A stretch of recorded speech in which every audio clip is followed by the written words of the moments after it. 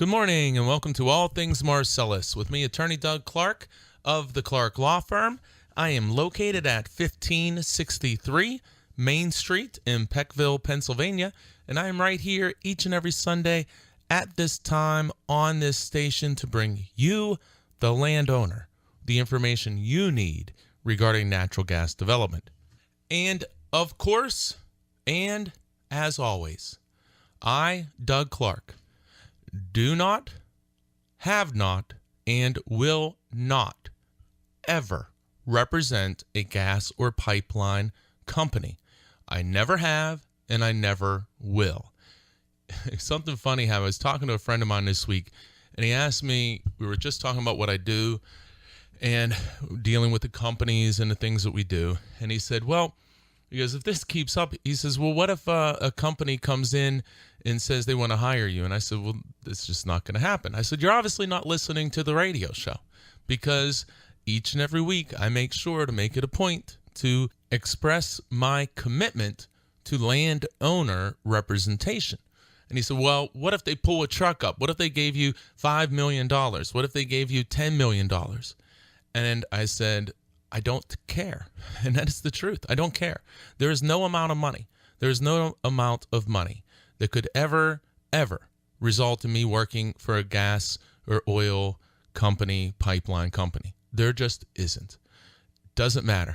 I look at it, and I have many clients that say to me, well, we didn't have this money before, so if things don't work out, things don't work out.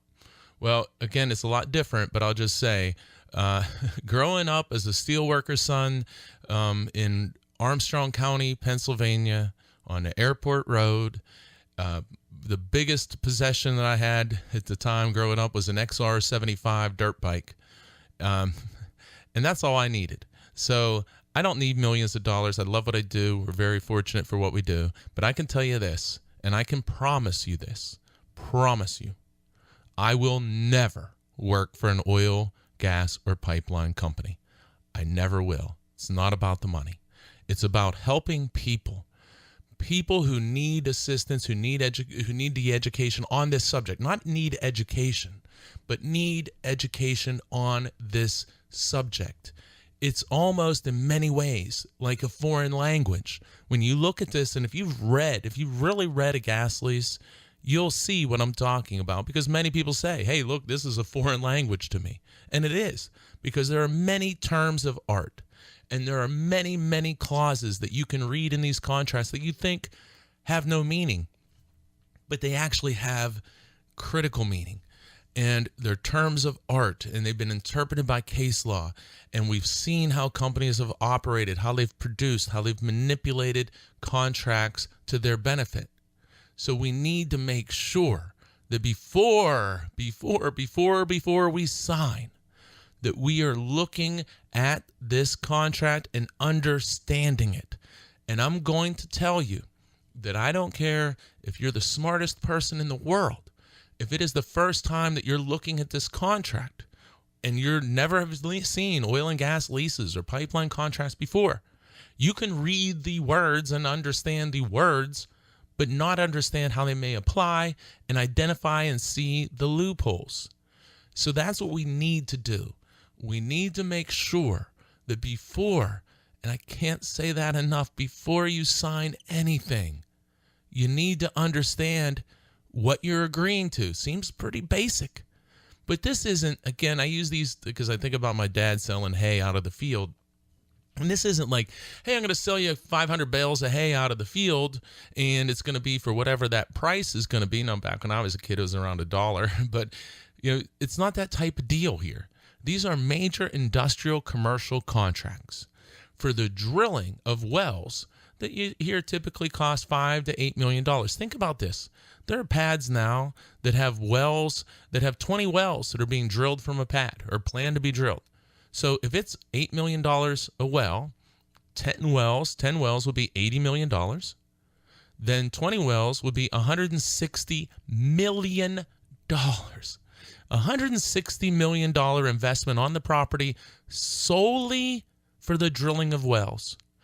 Now, do you think that an oil and gas company who is going to invest on one single property alone $160 million in drilling alone, not counting pad construction and all of these other things, pipelines, but $160 million on one single property. Do you think that they're going to present you with a contract that is advantageous to you or is slanted to their benefit to allow them to conduct the type of activities that they want to conduct in the future, whether you know what they are or not now, but to conduct the activities that they want to conduct in the future without you having the ability to either stop them or even limit them in any fashion? Well, of course not. Of course not. They're not entering into these contracts with the idea of, hey, how can we provide the landowner terms that are going to limit our future operations? Of course they're not going to do that. No, they're going to try to present contracts which are going to be to their benefit.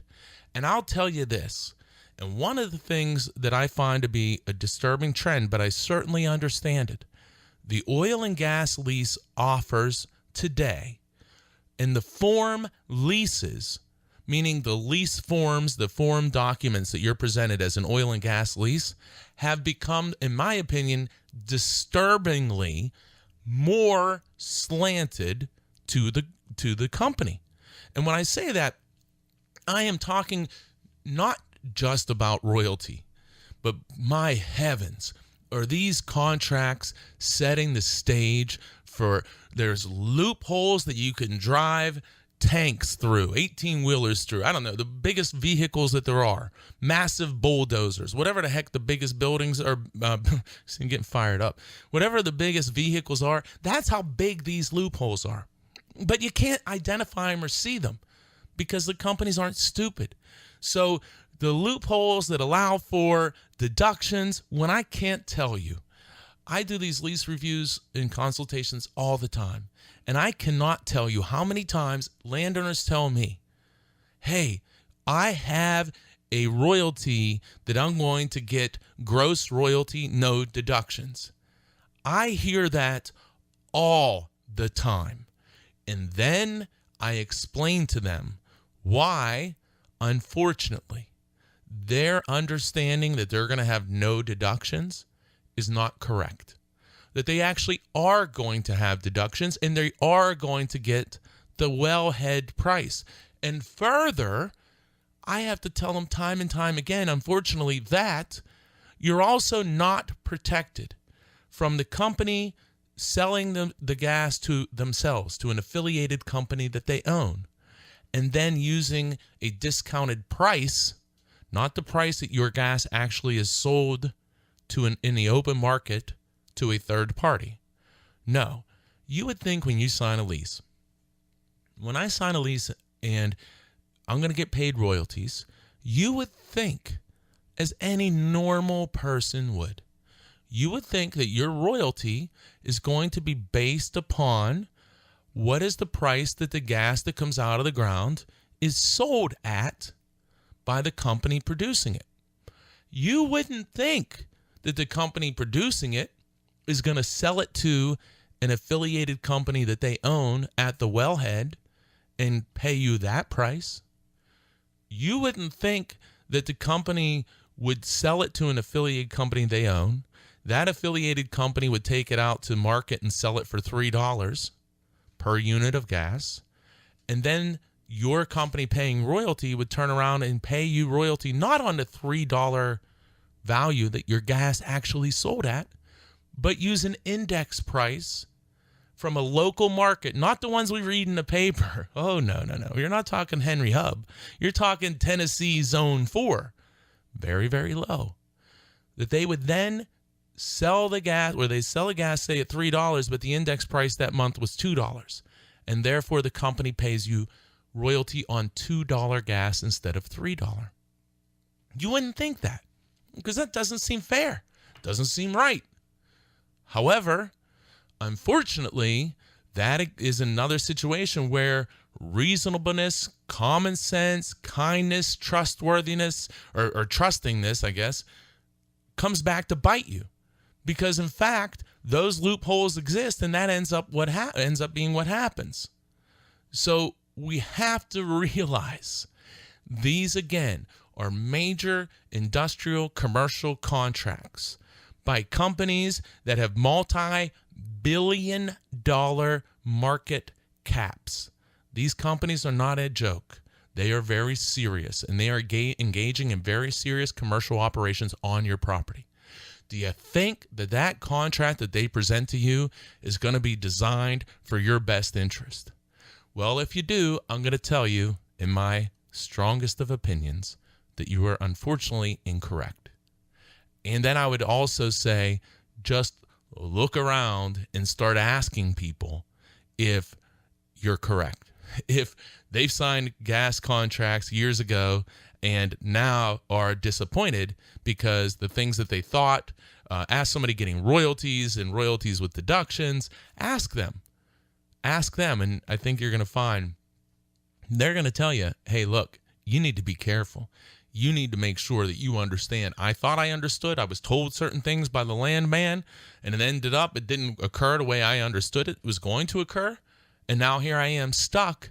And in royalties, I'm getting deductions at times that may take up 25, 50%, 70%, or even more of my actual royalty payments. So we got to get that information. Reviews, consultations, keep listening to the show, check out the websites, but we got to get this information out there. You're listening to All Things Marcellus with me, Attorney Doug Clark of the Clark Law Firm. Join me each and every week at this time on this station for All Things Marcellus, and give us a call. Learn about representation. Reviews and consultations, I talk about them all the time. I know I'm a broken record, but I assure you, I'm not a broken record because it's not something that makes sense. I'm not a broken record because this hasn't proved to be successful. I'm a broken record in talking about oil and gas lease reviews, pipeline contract reviews, multi-unit well reviews, any type of contract review before you sign. I'm a broken record because they work. They work time and time again.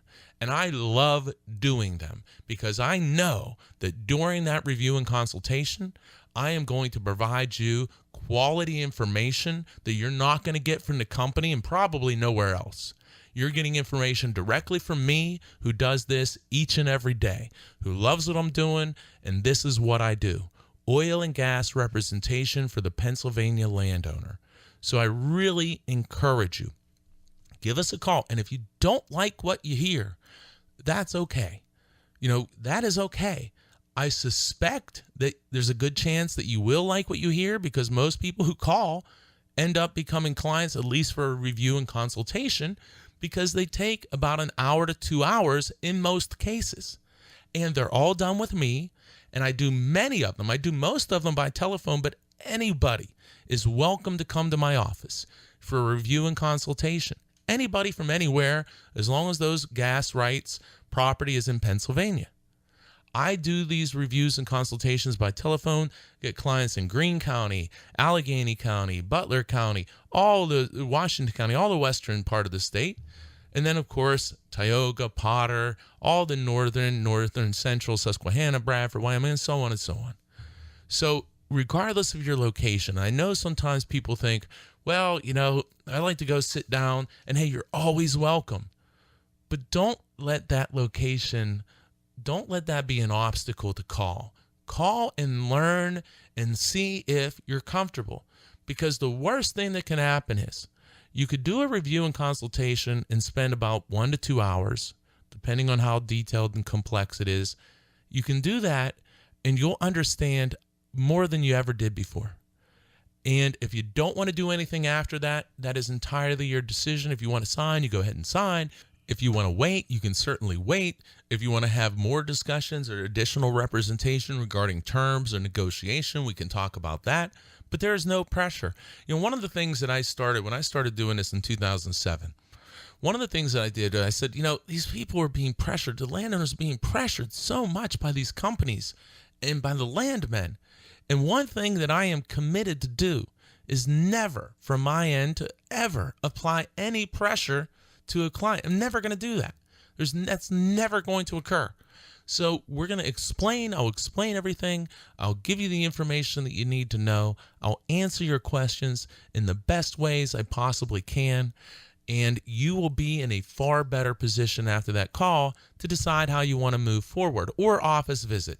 So it's a broken record. I'm a broken record. You hear me talk about reviews and consultations so much. But I want to assure you that the reason why I do is that every time we have these calls or these visits, people say to me, hey, thanks so much. I learned so much. Wow, I learned so much. And you get specific information about your specific case, about options, suggestions, recommendations, and you decide how to go forward. And again, it's self-serving because you're calling me and it's a representation event, if you will. But at the same time, I know that these reviews and consultations have resulted in landowners getting hundreds and hundreds of thousands of more dollars, and literally combined into the many millions of more dollars, because they now understand their negotiation leverage, and they can maximize that leverage to get the most money they can and the best terms, best language that they can get in a contract. So I encourage you, give us a call, see if it's right for you. 570-307-0702. Regardless of where you're at. Gas lease, pipeline agreements, and I have to stress again, multi-unit well consents, also known as cross-unit wells. If you get a document that is a multi-unit well consent or a cross-unit well, and you're signing that and turning it in, I'm going to tell you, in my strongest, again, possible opinion, you are making an enormous mistake. Enormous. Call, do a review and consultation. Don't let distance bother you. See if it's right, and if you don't like it, don't do it. But call and learn about the service. And I think you're going to find, I am very confident you're going to find that it's an outstanding service that's going to serve you very well, and it's only going to take, in almost all cases, 2 hours or less. You're listening to All Things Marcellus. You can give me a call, 570-307-0702. Learn about that service and all other representation if you're interested, and see if we can help you. 570-307-0702. And most importantly, just keep listening. Check out the websites. Join me each and every week at this time on this station for All Things Marcellus. Check out the websites, pagasleaseattorney.com, pipelineattorney.com. Think about it. If you're dealing with gas lease issues and pipelines, and you're not going to pagasleaseattorney.com and pipelineattorney.com, why not? If you don't have a computer, go to somebody else's house that does. But get the information. It's free, general information, not specific. Radio shows. I've been doing the show since 2010. I've been doing this radio show since 2010. There are many hours of the radio shows. If you're whatever you're interested in, go check it out. Find a show that's right for you. So check out the shows, and remember to keep listening each and every week at this time for All Things Marcellus. And the good news is, this is segment 1. We're just getting started. So stay tuned and make sure you really stay tuned, because I hear there's a real important message coming up next. I'll be right back. Welcome back to All Things Marcellus with me, Attorney Doug Clark of the Clark Law Firm. Make sure you join me each and every week at this time on this station for All Things Marcellus. Remember, you can call the office, 570-307-0702. 570-307-0702. Learn about representation services, talking about the reviews and consultations. As I stated, I do not, have not, and will never represent gas or pipeline companies. Represent clients for gas lease negotiations, reviews, consultations, gas leases, every other type of agreement. Pipeline agreements, water line agreements, royalty deduction issues, getting involved in more and more litigation issues with companies. Did the company breach your lease? Have they unitized you improperly? Did your lease terminate? Big hauler, pay attention, Tioga County. Are you shut in by SWEPI or any other company that SWEPI sold your rights to, because SWEPI is the one who really has done this, shutting in wells 8 years or more? You're shut in. I want to hear from you. If you're shut in for 8 years or more by SWEPI in Tioga County, or I don't know, anywhere, but that's where it's occurring, it's outrageous, and we need to stop it. I want to hear from you, and we're loading up. I know I keep saying it, but I assure you we are, and I'm going to do everything I can to stop that, because that is garbage. In my opinion, all this is my opinion. Radio show, always my opinion, not specific advice for anybody. It's wrong. It's just wrong. And maybe I'm just some naive guy that says, well, something's wrong. What the heck does that mean? Deal with it. No. It's unacceptable. That is unacceptable. We're not going to accept this. So what we need to do, though, we can't just go say, scream from the mountaintops, oh, this is wrong. Well, we can't do that, and that's kind of what I do every week. But it's wrong, but what we're going to do is something about it. But we got to bring the right cases. We have to find the right cases to bring to change this. So that's why I say I want to hear from people. I don't like to see this, but the better case is going to be somebody who's shut in for 8 years or more. That's the case that I really want to look at, and we want to talk about bringing to stop this. Because I say it all the time, and this just drives me out of my mind. You did not enter into a gas lease in 2005 or 2006 and expect ever that you'd be sitting there in 2018 and you'd be held by a vertical well that's capped, not connected to a pipeline, and just sitting there year after year after year, and you're locked in at a low royalty percentage, very bad deduction provisions, and virtually no bonus, and no ability to do a new lease for a new bonus, because you're being held by a vertical well that is shut in and is in regulatory inactive status. And I'm going to tell you, it obviously drives me out of my mind. My opinion, again, is just totally wrong. I don't see it anywhere else. I have clients, like I say, all over the place, and this is outrageous. So if you are in that situation, I really want to hear from you. Call. We'll talk about, we'll do the intake, talk about doing a review. I'm going to look at those cases. There's no charge to look to see if you have a claim that I feel is one that we can bring. So I want to hear from you. I really want to hear from you, because I want to stop this, and we need to benefit everybody to make this change. It's not fair. It's not right. Why should you be treated differently? Why should these leases be extended year after year and you're shut in? And they even put these wells in what's called regulatory inactive status. This is crazy, and it has to end. But the only reason why, and the only way it's going to end, is we have to do something about it. We need to find the right people in the right cases, because it gets technical, and we'll talk about it individually if you are in this category. But we need to find the right cases. We can't bring cases when people are shut in. Now, again, this is not specific, but generally speaking, if you're only shut in for a few years, that's not a great case to bring on this issue. So we need a time. It's unfortunate you've been shut in for 8 years, let's say, but if you are, you're a prime candidate to say enough is enough. And I'm telling you, I'm the guy to try to help you to do that. I'm just telling you that, because if there's one thing I want to change right now, and it's something I've wanted to change for the last several years, but now we're getting to the point where we can do something, in my opinion, because they've been shut in so long. 3 years ago, you were only shut in for 5 years. Now you're shut in for 8. Although it was a travesty back then, I don't think the case was nearly as good to bring. Now I think the time is right. So let's do something about it.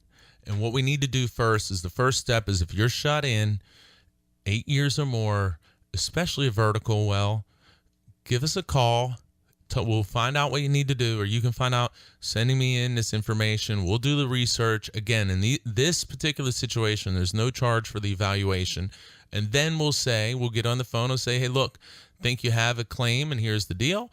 Or, unfortunately, there's some obstacles, whatever the case may be. But there's no charge for that in this particular case. We need to do something about this. So I really want to hear from you. Call the office, 570-307-0702.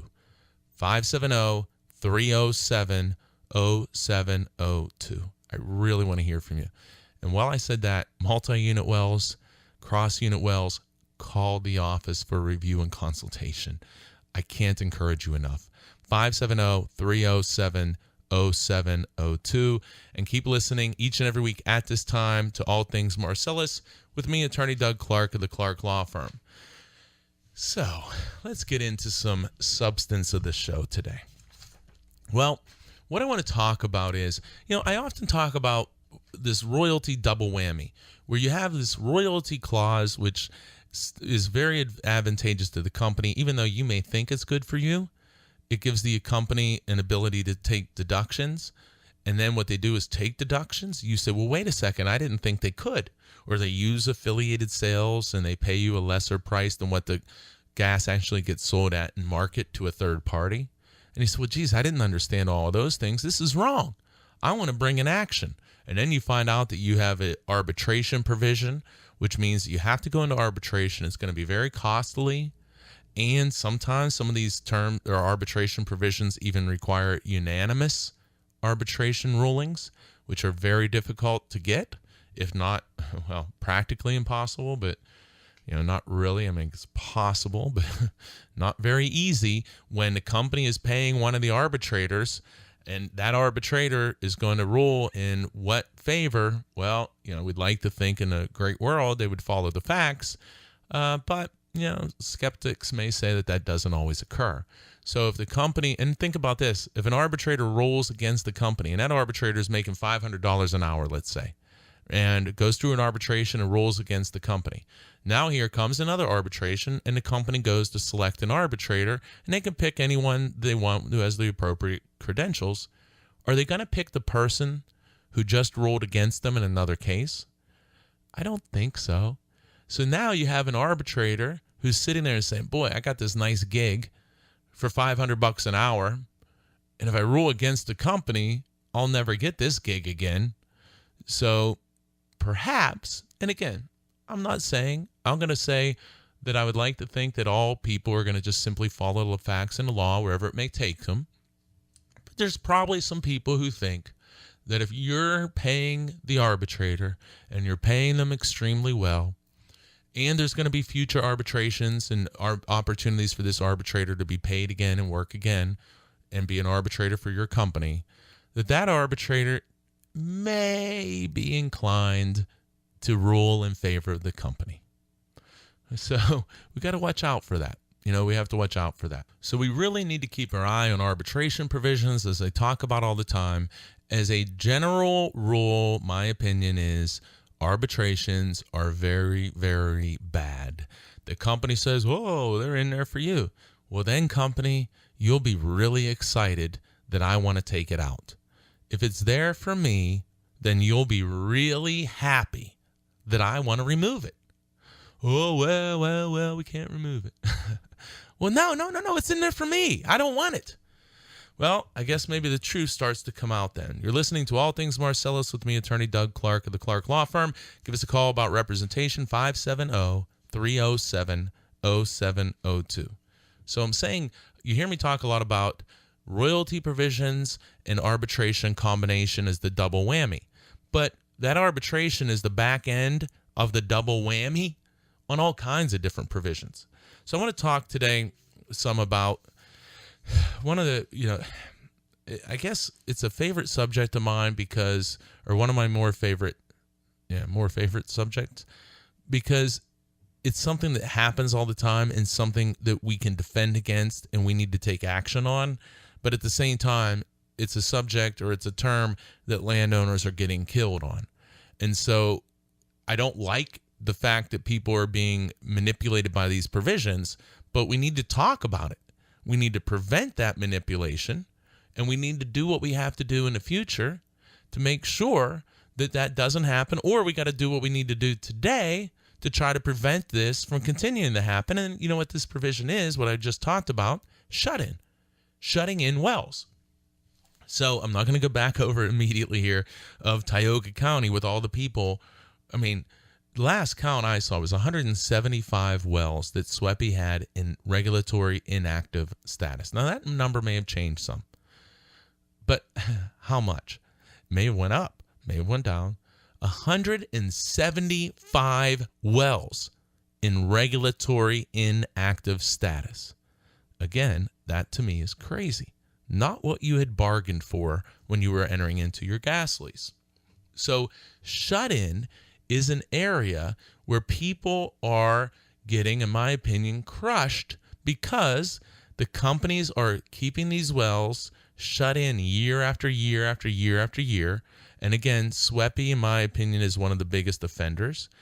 Some of the stuff in Western Pennsylvania is unbelievably disturbing to me, where companies are shutting in wells, or there's old wells that have really, in my opinion, probably should have been declared done and dead and the lease terminated. But now the company says, oh, there's money there, so let's say that well was shut in. So there's a lot of bad, in my opinion, a lot of bad activity occurring around the shut-in provision. So what do we need to do? Well, we need to limit the amount of time that a company can shut in a well. We need to limit that, because the defense that companies use when you challenge them and say, hey, it's been 6-7 years since my well has been shut in, my primary term of my lease ended, and my well is shut in year after year after year, and you just keep sending me these shut-in checks. Well, if you had a provision in your lease that said that your well could not be shut in for more than 3 years or 5 years, well, the company then would either have to transport gas within those 3 or 5 years, or they would lose your lease. So if you had negotiated that in your agreement in 2005, 6, 7, that would be, the company would have to be producing gas by now if you had a 5-year primary term. But many people didn't. And what really kills me, side note, I see this certain lease form in Tioga County all the time from 2005, 2006. And there's some decent, or actually some really good addendum terms in some of those contracts. However, remarkably, there is a total absence of shut-in limitation language. And the companies, and especially SWEPI, but the companies are, in my opinion, manipulating that language to keep shutting in the well year after year after year after year. Now they'll say, hey, look, that's what the contract said. And they'll say, if you didn't like it, you could have negotiated it. Or you could have hired an attorney. You could have had your attorney negotiate it. You could have understood it. But you didn't, and you signed a contract, so we're allowed to do that. And that's the response that you're going to get. Think about it. Why are all these wells shut in? Because the company says, hey, you signed the contract. Otherwise, the wells wouldn't be shut in. But you signed the contract. So before we sign the contract, we need to make sure we're addressing this issue. And today still, people are signing contracts with no shut-in limitation. And rarely should you be doing that. Rarely should you be signing oil and gas leases without shut-in limitation. And almost always you can get a limitation. And if a company doesn't want to give you a limitation and shut-in, well, what does that tell you? It tells you that you could be sitting there 20 years later, 15 years later, 10 if you're lucky, still shut in. Think about that. If a company doesn't want to say, we will not shut in a well of yours for more than 5 years in a row, if they don't want to agree to that, agree to limit that they won't go 5 years for shutting in your well, they won't agree to that. What does that tell you? What does that tell you? There can only be one conclusion, that the company may shut your well in and thinks that they may or even intend to shut your well in for 5 years or more. It is that simple. It is that simple. You're listening to All Things Marcellus with me, Attorney Doug Clark of the Clark Law Firm. Join me each and every week at this time on this station for All Things Marcellus. Give us a call. Learn about reviews, consultations, see if we can help you. And if you're shut in for 8 years or more, give us a call. I really want to look at your case and see if we can do something about it. Again, I'll keep saying it. It is outrageous. It needs to stop. I'll be right back. Welcome back to All Things Marcellus with me, Attorney Doug Clark of the Clark Law Firm. Give us a call.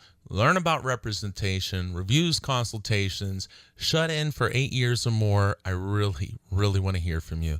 This is a mission to me. It is a mission to me. I think about it all the time, and I'm sure if you're in this situation, you think about it more than me. I am telling you, if you want to do something about this or see if we can do something about it, what you do is pick up the phone, 570-307-0702. 570-307-0702. I am so driven to stop this. I really am. I really, really am. So you keep staying tuned because we're going to do something about this. But give us a call, see if we can help you, see if you have a potential claim and if it's right for you to pursue. 570-307-0702. And just real quick, multi-unit wells.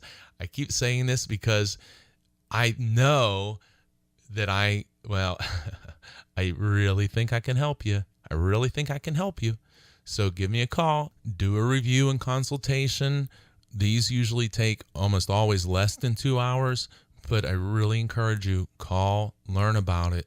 570-307-0702. I think I can help you. No guarantees, but I think I can help you. 570-307-0702. Okay, I want to get back to shut-in for a second. Well, not for a second, for a while.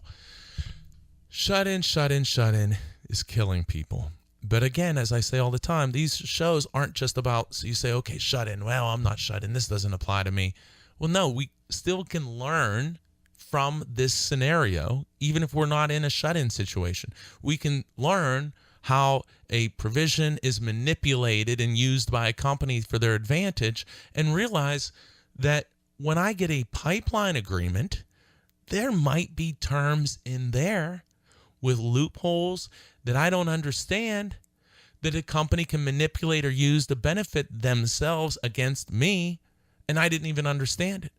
So just because shut-in doesn't apply to you, this will be a lesson to show how terms and agreements can be used by companies to their benefit, and you better at least, if it's not with me, with somebody who knows what they are doing. Do a review and consultation. Get the information you need. As I say, put the pen down, pick up the phone, get the information you need, and you'll make the right decision for yourself. You'll make the right decision. Or you can simply rely and think about it, really think about it. You can simply rely on the Fortune 500 multi-billion market cap company and their trained agents to tell you what you need to know in order to make the best decision for you to get the most money and the best language and terms to your agreement. If you think that is the best way to move forward, there's nothing I can do. There's nothing anyone can do. If you think that your best interest is to rely on the gas company, pipeline company, and their paid and trained employees or representatives to give you the information you need to make sure that you're getting the most money and the best terms, there's obviously nothing I or any attorney who knows what they're doing can do to help you. Just go ahead, I guess, and do it. But it's a shame. It's just a shame. And I see it happening, and I generally don't think that that's what people think. I think that they're either uncomfortable in calling, they think they understand everything, and I'm telling you, that's why the reviews and consultations, it's not about, hey, I'm starving to try to do an hour or two review or consultation. I want to do them because I want you to have that information. And again, it's obviously a benefit to me because it's part of what I do. But it is an incredible opportunity for you not to be given information from the company and their representatives, but from somebody who truly has no motivation in the world but to help you in every possible way I can. So give us a call, 570-307-0702. 0702. All right, shut-ins. Here's something else that gives you some indication about these shut-ins. I got a lease in front of me. I always like to do this, so I ain't kidding you. I got a lease in front of me, and one of the terms, it talks about that the company has to conduct operations within the 5-year primary term. I just want to hit on this for a second. Operations that they have to do. You may think, most people think, they have to drill and I get royalties within 5 years. No, this particular lease says that operations can include simply by the end of the 5 years or on the last day of the 5 years to start constructing an access road to a drilling location, to preparing the location for drilling. That is very weak. Just start constructing a road. That seems pretty crazy. So you need to try to address that. So I just want to point that out. These operation provisions need to be edited and amended whenever possible. Like saying, no, you have to be drilling. You can't just start moving dirt to create a road, and that is enough to go forward. You gotta watch these things. That's just a little side note. But here's something else that came up in this lease that really struck my attention. It involves shut-in, and it doesn't, well, let me say this. It says that a well can be shut in or considered being shut in if it is drilled. So they drill the well down and then they shut it in and they don't even frack it. That it's just sitting there waiting to be fracked. So what does that tell us? Why would a company drill a well, then let it sit there and not frack it? Well, look, hey, let's be reasonable. And I am a reasonable guy. Let's be reasonable. Maybe they have their fracking equipment in use or mobilized somewhere else. So it just is not available to immediately drill a well and start fracking. So maybe they're drilling maybe 5 wells, we'll say 10 wells in different areas, and it's taking some time for the fracking process to catch up to the drilled wells. Well, hey, look, that sounds reasonable. But what about the cases, which we unfortunately see too many times, where the company drills the well and then goes years before fracking it? Well, why do we think they did that? Well, one possibility could be that they needed to drill in order to preserve the lease so it didn't expire. But they really didn't plan on producing gas anytime soon. They just needed the drill to prevent the lease from expiring. So they drill the well, then they cap it, and they do nothing. They pick up and leave. Now, this could occur for many, many, many years. So, in this particular lease, the company even puts in there that this well can be shut in if they've drilled it, cap it, and now it's pending to be fracked at some point in the future.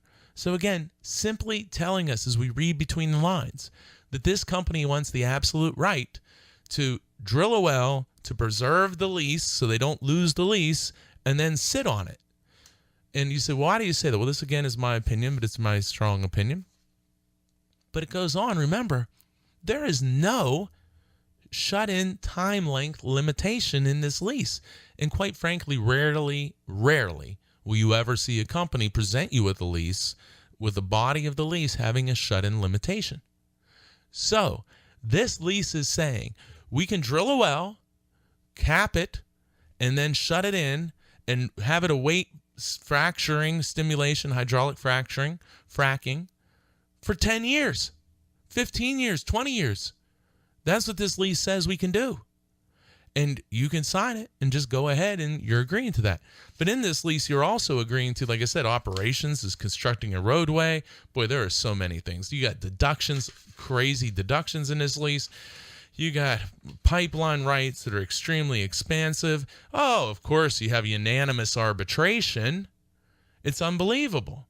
Oh, and then you have this provision that says, I'm just jumping around a bit, but this kills me, that you expressly agree that your lease does not contain any express or implied covenants to drill. Stop there. You agree that your lease does not contain any express or implied covenants, such as covenants is a word similar to promises. you agree that the lease does not contain any express or implied covenant to drill, prevent draining, develop, or market production within the primary term or any extension of this lease, nor any implied covenant at law, including the implied covenant to develop, be deemed to apply to this lease. This lease shall not, I want to stress this sentence. This lease shall not be subject to forfeiture, termination, expiration, or cancellation for failure to comply with any such express or implied covenants or promises. What does that mean? Be prepared that you could be sitting in a shut-in well for who knows how long, and there's no limitation. And if you say, hey, when I entered into this deal, this was a plan to actually drill. We did a lease for you to drill and produce gas. And they say, well, had you looked at paragraph 19 and read those sentences, you would realize that there's no such covenants or promises. None. No implied promise, and it's not in this agreement. And that's what they're going to point at when they shut in your well for 15 years is this waiting hydraulic fracturing. Now, look, I'm not saying that that's going to occur in every case, and it may not occur. But I'm going to tell you this. It can occur. It can. And I'm going to tell you this, too.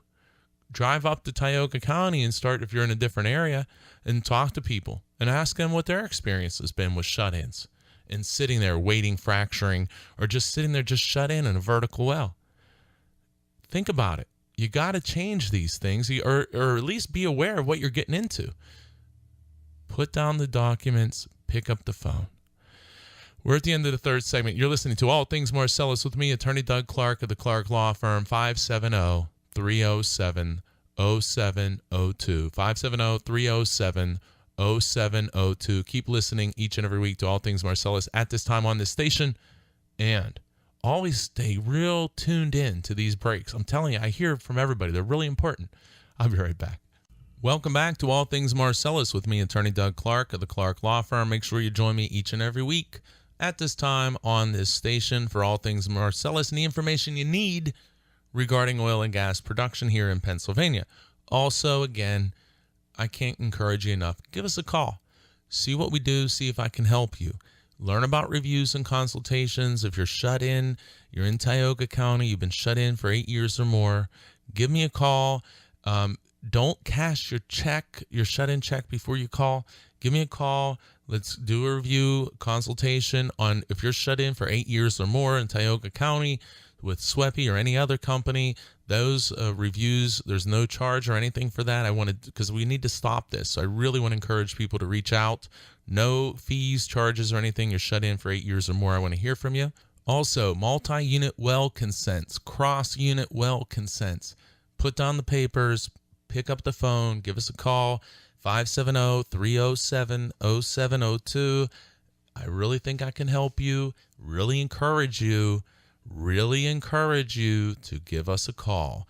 Multi-unit well consents. So, I can't help myself. I'm looking at this lease. I can't help myself.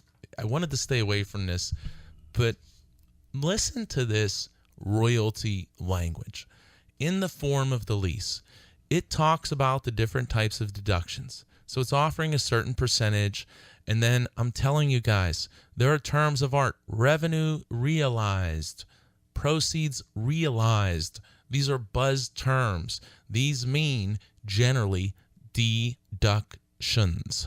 Revenue realized, proceeds realized, generally equals deductions and wellhead price. This lease goes on, and one of the items that it talks about, so it goes through all these different specifics that it can deduct. That it can deduct gathering and transportation of the oil and gas from the wellhead to the production or treatment facilities and or to the point of sale. Then it says, and it says other things, but what I want to focus on, it says that the deductions can include any and all other reasonable costs and expenses of any kind or nature incurred involving the handling of oil and or gas from the wellhead to the point of sale. When we see things like any and all other reasonable cost and expenses of any kind or nature, that should scare us. What are reasonable costs and expenses? Are they sales charges? Are they commissions? What are they? And if you disagree, if all of a sudden, if all of a sudden you're charged sales commissions, you're charged these other fees that you say, how in the world am I charged this? And the company says, well, I'll tell you how.